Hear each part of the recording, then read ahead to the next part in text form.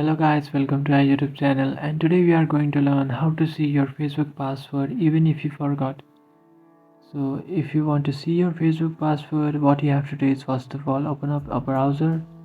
You can choose any browser you like, and after opening your browser you have to search for myaccount.google.com, and after searching for that it will take you to a page where you can find your account details.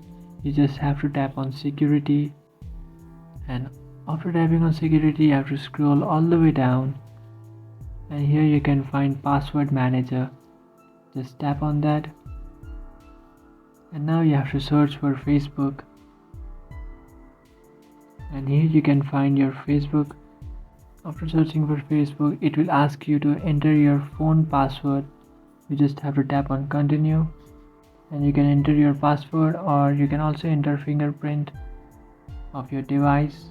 And after entering that, here you can see you have access to your username, your password, so you can just easily copy your password and then edit your password and then paste it your password on your Facebook page.